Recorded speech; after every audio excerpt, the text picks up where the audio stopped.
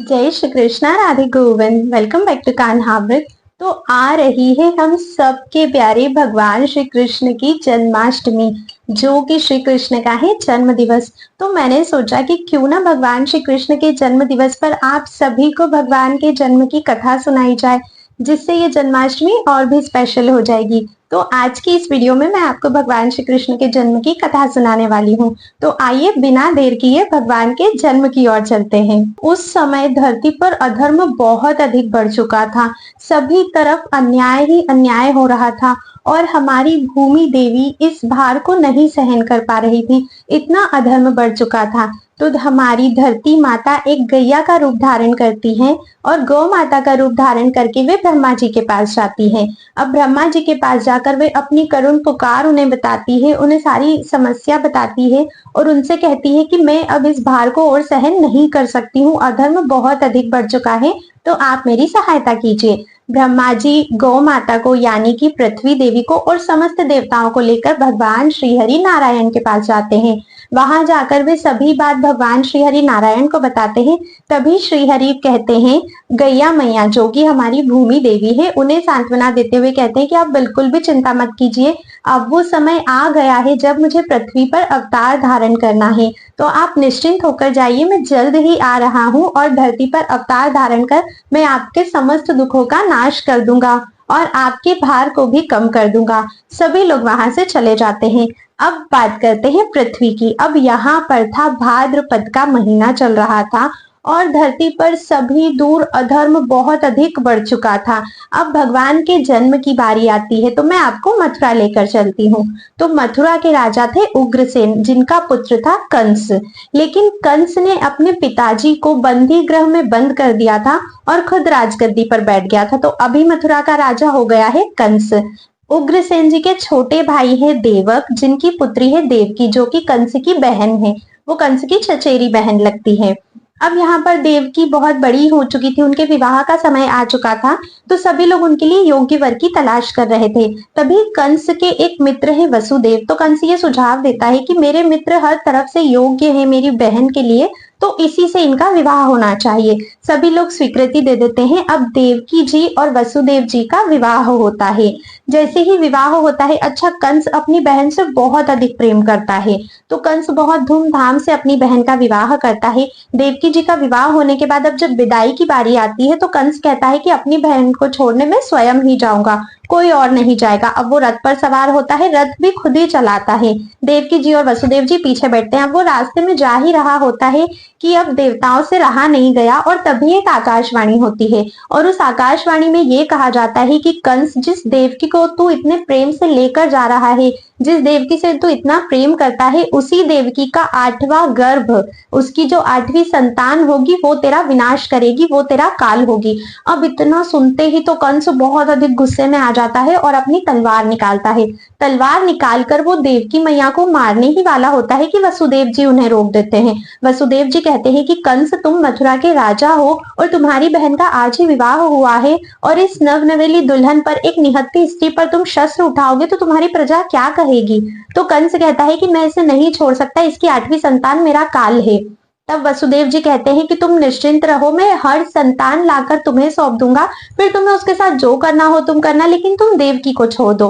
अब कंस को पता था, क्योंकि वसुदेव जी कभी झूठ नहीं बोलते, तो कंस एग्री कर जाता है।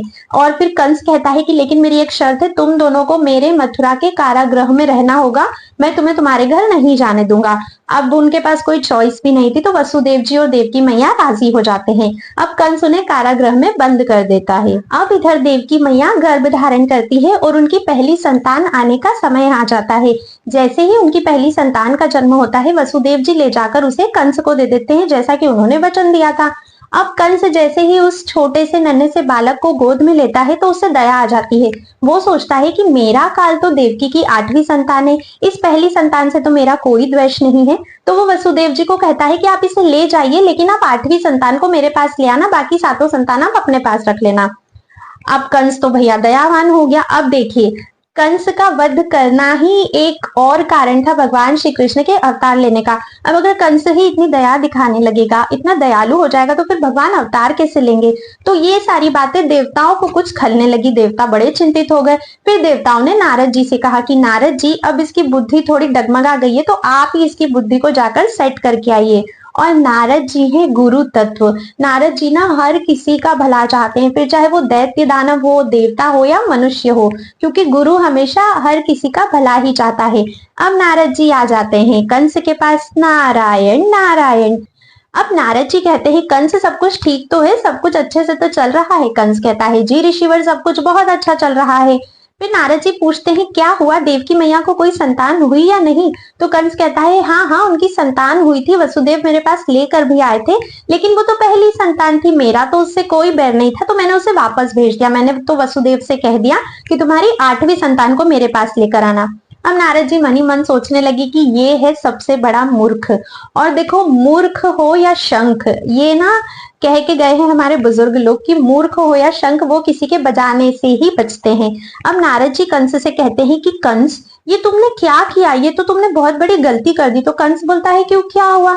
नारद जी कहते हैं कि तुम्हें क्या पता, तुम ना इन देवताओं की चालाकी को नहीं समझते हो, तुम उस नारायण की चालाकी को नहीं समझते हो। तुम्हें क्या पता उन्होंने गिनती कैसे करी हो, ऊपर से 8वां गिना हो या नीचे से 8वां गिना हो या बीच में से 8वां गिना हो। तुम कैसे बता सकते हो जो तुमने उस पुत्र को वापस भेज दिया।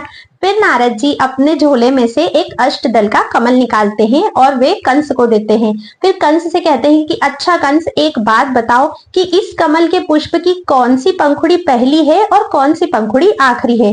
अब कंस उस कमल को देखने लगता है और बड़ा ही चकरा जाता है, उसका पूरा सिर घूमने लगता है, क्योंकि जहां से शुरू करता है वही पहली और जहां खत्म होती है वही आखिरी दिखती है। तो वे नारद जी से कहता है कि मुझे नहीं समझ आ रहा, मैं जहां से शुरू कर रहा हूँ वही मुझे पहली लग रही है और ये जहां पर जाके खत्म हो रही है वही आखिरी है। तब नारद जी कहते हैं कि अब तुम्हें कुछ समझ में आया। तो कंस को कुछ कुछ तो समझ आ जाता है। अब कंस बोलता है कि अब मुझे क्या करना चाहिए। नारद जी बोलते हैं अब तुम्हें जो करना है तुम करो, वो तुम्हारे ऊपर है भैया, मुझे जो करना था वो तो मैंने कर दिया। और नारायण नारायण कहते हुए नारद जी वहां से चले जाते हैं। लेकिन कंस को समझ में आ गया था कि अब उसे क्या करना है।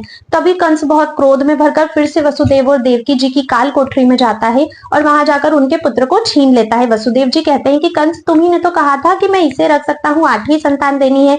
तो कंस कहता है क्या तुम मुझे इतना मूर्ख समझते हो, मैं इन देवताओं की सभी चालाकी को समझता हूँ। और उस बालक को उठाता है, उसे चारों दिशाओं में घुमाकर एक पत्थर पे उसे पटक देता है, जिससे कि उसकी मृत्यु हो जाती है। इसी तरह करते करते कंस देवकी मैया और वसुदेव जी की सभी 6 संतानों को मार देता है। अब बारी आती है 7वीं संतान की। तो 7वीं संतान को भगवान श्रीहरि योग माया के द्वारा देवकी जी के गर्भ से रोहिणी जी के गर्भ में ट्रांसफर करवा देते हैं। देखो, कृष्ण भगवान ने ना बहुत सारी लीलाएं करी, मतलब इतनी गड़बड़ करी है, किसी को यहाँ से वहां भेजा, किसी को वहां से यहाँ, किसको कहाँ कहाँ, बहुत गड़बड़ करी उन्होंने। तो वो क्या करते हैं, 7वीं संतान जो गर्भ रहता है उसे रोहिणी मैया के गर्भ में ट्रांसफर कर देते हैं।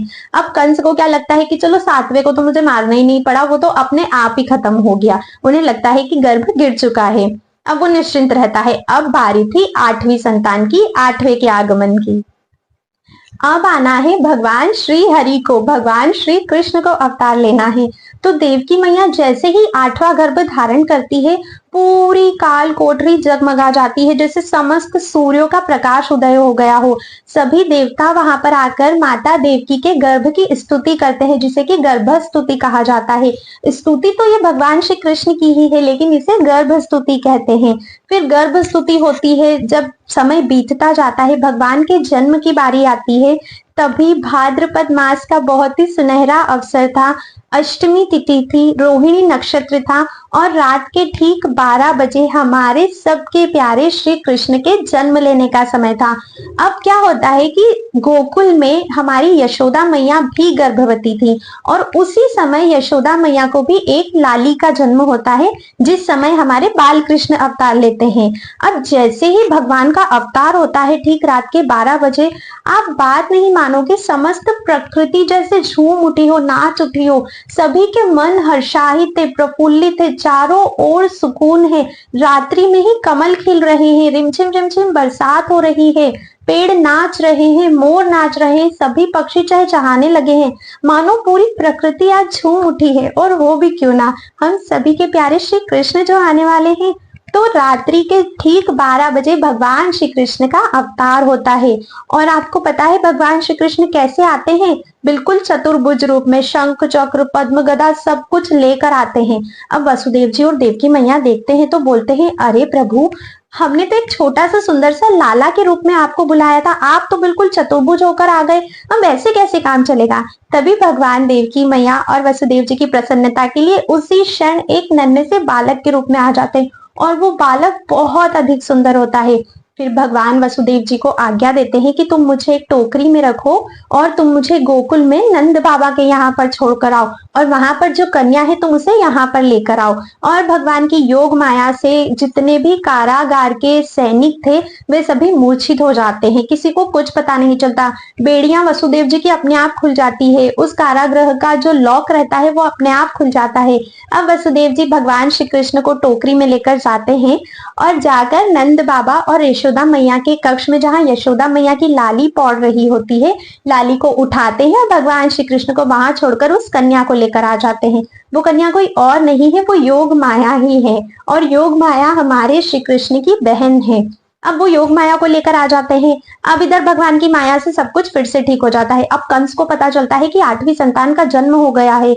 अब जैसे ही वो आके देखता है कि ये तो कन्या है, तो सोचता है कि शायद नारायण भी मुझसे डर गया होगा जो उन्होंने जन्म नहीं लिया, और देखो इस कन्या को भेज दिया, इसे तो मैं अभी खत्म कर दूंगा। अब जैसे ही कंस और फिर वसुदेव जी भी लेकिन कहते हैं कि तुम कन्या को क्यों मार रहे हो, तो कहता है जो भी हो मैं तो 8वीं संतान को मारूंगा। अब कंस जैसे ही उस कन्या को उठाता है तो क्योंकि वो तो योग माया है ना, तो वो उसके हाथ से छूट जाती हैं और एक देवी के रूप में प्रकट हो जाती हैं। और देवी के रूप में प्रकट होकर कहती हैं कि कंस, मुझे मारकर तुझे क्या लाभ मिलेगा? तुझे मारने वाला तेरा काल तो जन्म ले चुका है और अब तो तेरे विनाश का समय शुरू हो चुका है, तो तू उल्टी गिनती शुरू कर दे। और योग माया मैया अंतर ध्यान हो जाती है। अब कंस अत्यंत क्रोधित होता है और वो चारों तरफ उस बालक को ढूंढने लगता है जिसने जन्म लिया है, जो उनका काल बनने वाला है। वो गोकुल पर कई सारे असुरों को भेजकर आक्रमण करवाता है, लेकिन हमारे श्री कृष्ण उन सभी को मार देते हैं। फिर जब श्री कृष्ण बड़े होते हैं तब वे कंस का भी अंत कर देते हैं। श्री कृष्ण की बाल लीलाओं को भी मैं आपको कभी सुनाऊंगी, लेकिन आज क्योंकि जन्म की कथा सुनानी थी तो आज सिर्फ मैंने भगवान के जन्म तक ही आपको कथा बताई है। अगर आपको आगे की कथा सुननी है या बाल लीलाएं सुननी है तो मुझे कमेंट करके जरूर बताइएगा। और हाँ, अगर आप चैनल पर नए हो तो चैनल को सब्सक्राइब करके बेल आइकन प्रेस कर दीजिएगा ताकि आने वाली सभी वीडियोस के नोटिफिकेशंस मिले। और अगर ये कथा पसंद आई हो तो लाइक और शेयर करना बिल्कुल मत भूलिएगा। तो आज की वीडियो में बस इतना ही था। आप सभी को श्री कृष्ण जन्माष्टमी की एडवांस में बहुत बहुत सारी बधाइयां। राधे राधे।